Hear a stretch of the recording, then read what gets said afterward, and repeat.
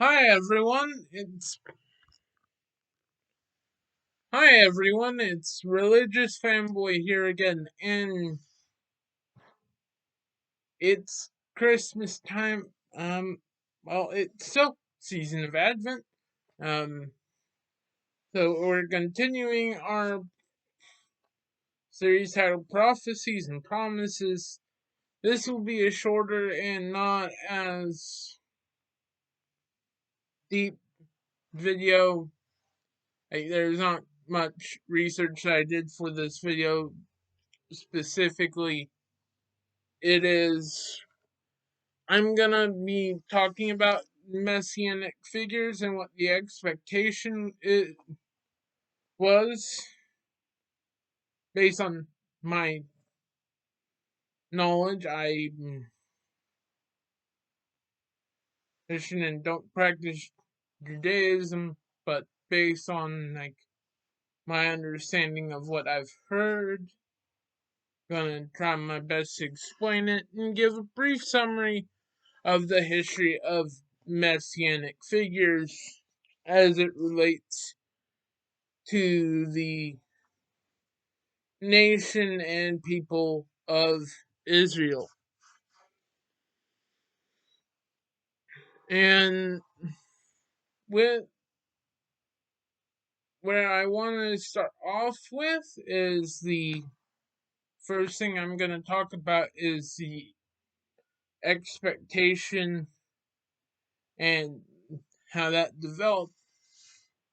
And starting with the history, after a while of the children of Israel being led by Joshua into the promised land, they would go through a cycle of obeying and disobeying God, and that would lead to them being conquered by many of their surrounding nations through different times. So, like people like the Amorites and the Philistines, and these stories and this cycle is at least this beginning part following the time of Joshua and Moses, and Moses being the one that in Jewish beliefs is thought to be the first person to be given the Torah, both the first five books, they're thought to be written by Moses and inspired, dictated by God while he was on Mount Sinai. And there's also the concept of the oral Torah, but for which is very interesting. I highly recommend researching this stuff. It's fun. Um, and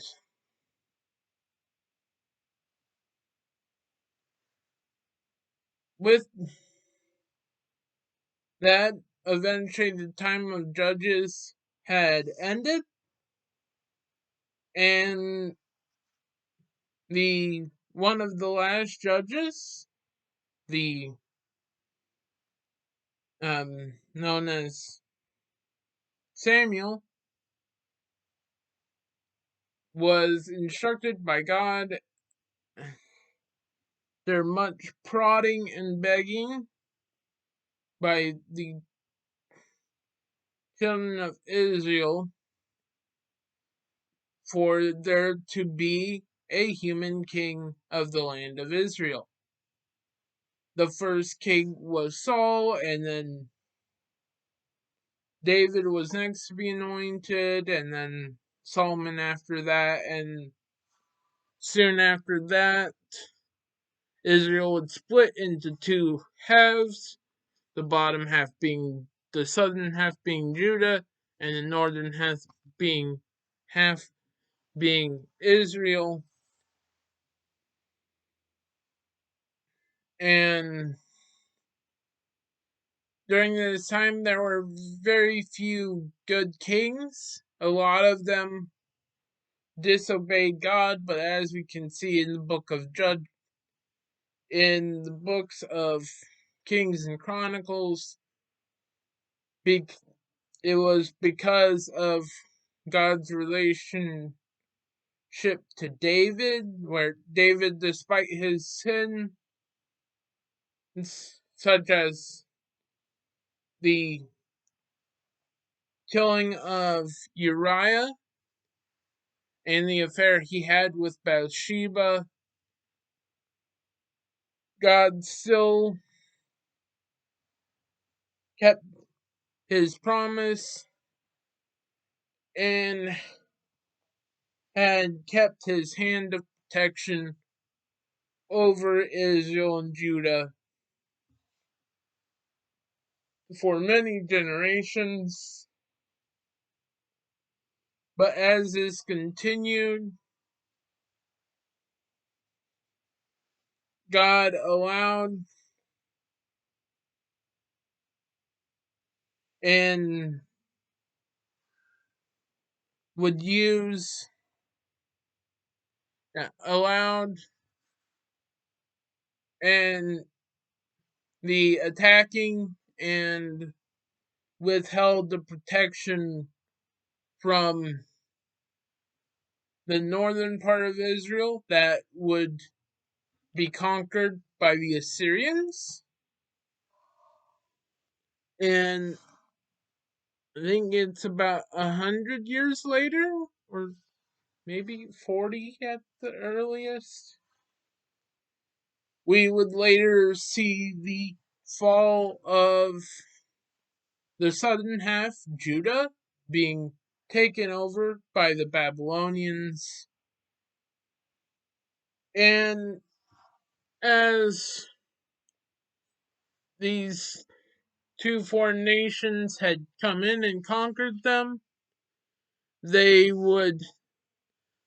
exiled big portion, especially Babylon's known for doing this, and referenced this action multiple times, involving many stories, especially in the book of Daniel. People like Daniel, Shadrach, Meshach, and Abednego, as well as we could assume Jehoiakim, I think is how his name is pronounced, that came up in the passage from last week as being someone of the line of David that was exiled to Babylon along with some of his brothers.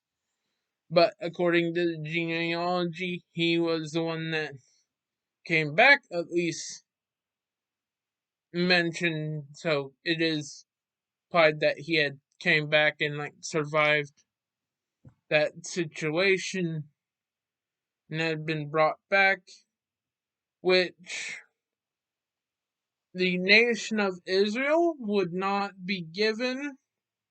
And during this time, the first temple, the temple that was built by Solomon, and during his reign, would be destroyed.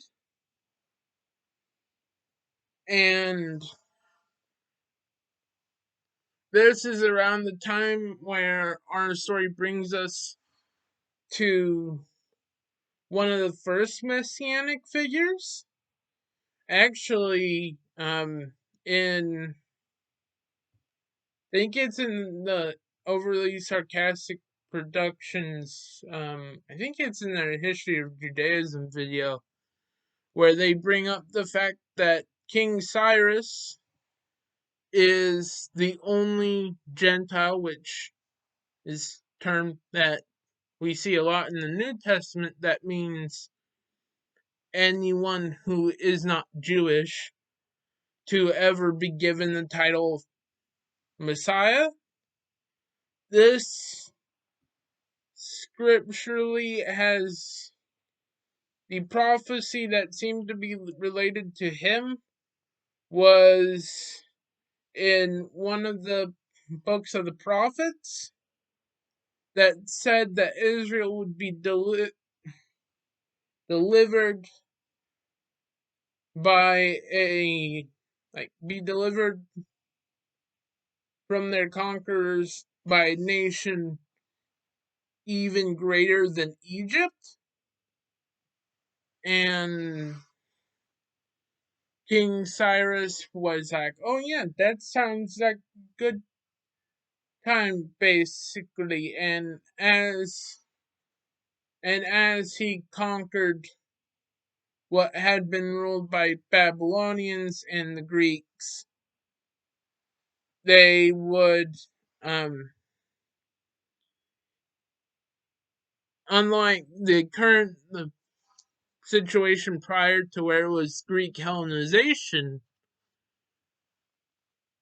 Cyrus, his policy was that it would be better for the people to go back to their homelands and their practice their ancestral faiths, which meant that the Israelites and Jews could the Israelites that had been exiled were invited to come back. Not all of them came back, but a lot of them did, and the ones that didn't come back are considered diaspora Jews, and throughout their history they play a bigger role in different kinds of persecution, and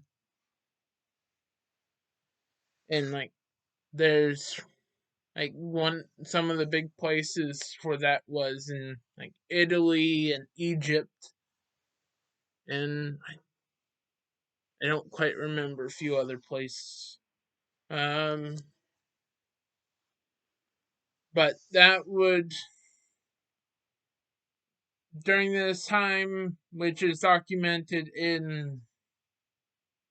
like in the books of in the story of Esther and Nehemiah and Ezra.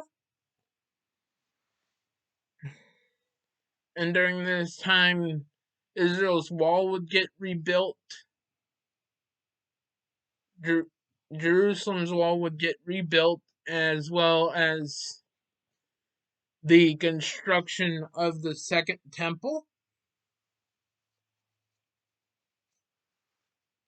But after the Persian reign,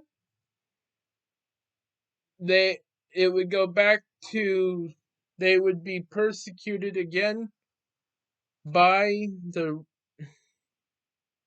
by Alexander the Great, who, though wasn't Greek, was a big proponent for the Hellenization movement.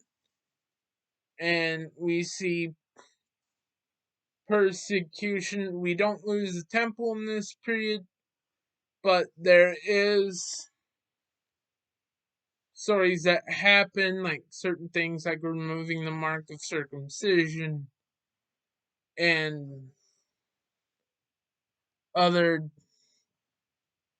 changes that in movements towards Hellenization in Israel took place during this time, and this would continue during the time of the Romans, the Roman Empire, and this is where we will get a lot of the rest of our Messianic figures. Like there's I think there were a few leading up to the time of where we catch up with the New Testament. We also see some victories for periods of time, such as the Maccabees, which you might know from the story of Hanukkah. and but later on we will hear about certain messiahs that Jews would rally behind in hopes of an expectation of them being able to be an independent nation again and overthrowing Rome.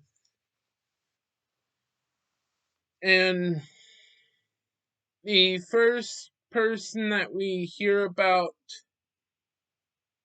in the New Testament, as far as a messianic figure, one of the people that was, don't know if they confirmed it but it was, people viewed him as such,